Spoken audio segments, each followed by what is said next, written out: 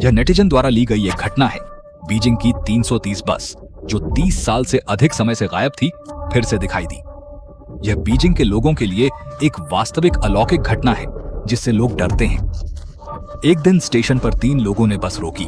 जब बस चल रही थी तो वो रहस्यमय तरीके से गायब हो गई और 24 घंटे बाद 200 किलोमीटर दूर एक जलाशय में मिली। बस में कोई जीवित नहीं बचा जे चुकी। कहानी इतनी अजीब और गरीब है कि आपकी समझ से बहुत परे है। कमेंट सेक्शन में एक लाइन छोड़ दें, घर में किसी का सामना ना हो। साथ ही अपने सबसे कम बाल वाले दोस्त को टैग करें और इसे साथ में देखें। कहानी 1995 में हुई। नन्नाई नेंसोपी में एक 330 नंबर की बस स्टेशन पर रुकी। यह रात की आखिरी बस थी। उसमें कुछ ही यात्री थे। ड्राइवर के पास एक युवा जोड़ा बैठा था, पीछे एक युवा और एक वृद्ध महिला। आखिरी बस होने के कारण ड्राइवर पुई गोचांग जल्दी में नहीं थे, इसलिए टिकट कलेक्टर से बात करने लगे।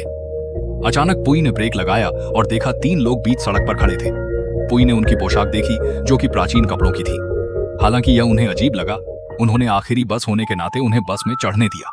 तीनों बस में चुपचाप बैठ गए। उनके विचित्र परिधान से यात्री डर गए और सो रहे युवा जोड़े भी जाग गए। उनके बस में आने से बस का तापमान केवल अचानक गिर गया। यात्रियों ने एक साथ ठंड महसूस की। तीनों बैठने के बाद मौन थे। उनके पीले चेहरों की बात सुनाया। टिकट कलेक्टर ने बताया कि वे शायद फिल्म शूट के अभिनेता हैं, ताकि लोग डरेंगे नहीं कि ये नीति नावाज है। टिकट कलेक्टर के समझाते ही लोग सहज महसूस करने लगे। 2 स्टॉप के बाद युवा जोड़ा उतर गया। बस में केवल युवक और वृद्ध महिला बच गई। वृद्ध महिला टिकट कलेक्टर की बात को लेकर आशंका में थी।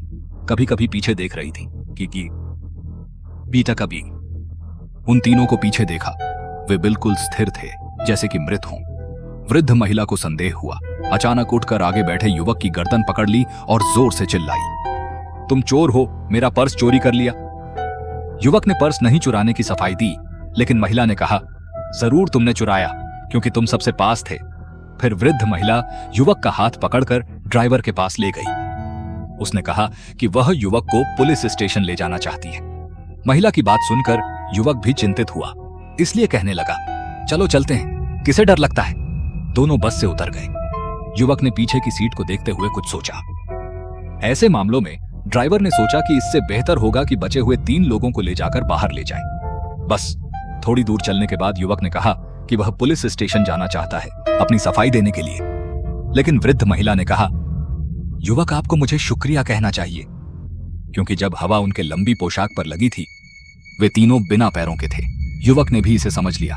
जब उन्हें बस में चढ़ते देखा था तो उन्होंने एक ठंडी हवा महसूस की। अगले दिन दोपहर में बस की यात्रा मार्ग से 200 किलोमीटर दूर मी युन जलाशय में 330 बस को पाया गया।